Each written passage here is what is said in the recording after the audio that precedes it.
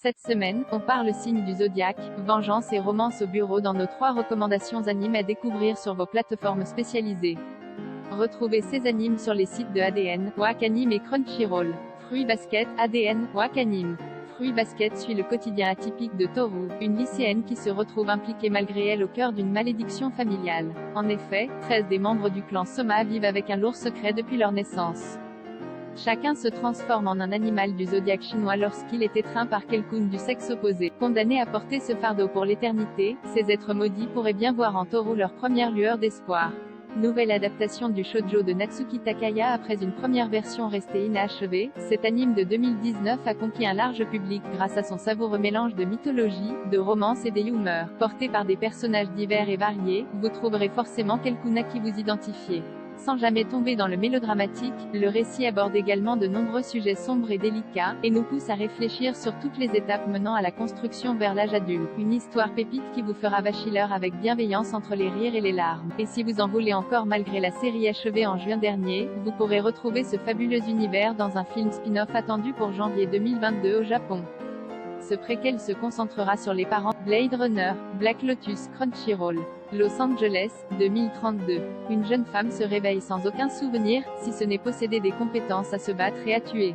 Ses seuls indices sont un appareil de données verrouillé et un tatouage de lotus noir qu'elle a sur la peau. Rassemblant les morceaux de sa mémoire, elle doit traquer les personnes responsables de son passé brutal et sanglant pour trouver la vérité sur son identité perdue.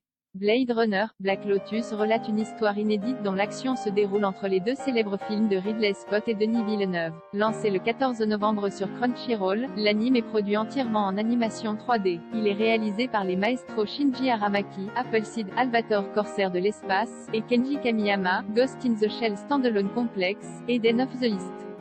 Si la 3D est parfois un peu trop rigide, notamment sur les déplacements des personnages, l'ambiance globale est très fidèle à l'univers de la franchise Blade Runner. La série s'inspire aussi de Ghost in the Shell pour tisser un récit complexe, philosophique et captivant. Une belle réussite pour un projet extrêmement ambitieux. Un défi relevé avec panache chez Aramaki et Kamiyama, 2 maîtres en la matière. Blade Runner, Black Lotus, saison 1 bande-annonce, de Vomai Neuin Senpai, Wakanim. Igarashi est une jeune employée accro au travail. Takeda, son collègue, la taquine constamment et pourtant, elle se rapproche de plus en plus de lui. Au quotidien, Igarashi essaie de trouver un équilibre entre travail, vie privée et amour. Après le très efficace « Arrête de me chauffer Nagatoro » diffusé cet été, assistez à la naissance d'un nouvel amour taquin avec Mayoneuin Senpai. Rien qu'avec son titre accrocheur, cette comédie romantique de type slice of life a de quoi séduire et rendre curieux.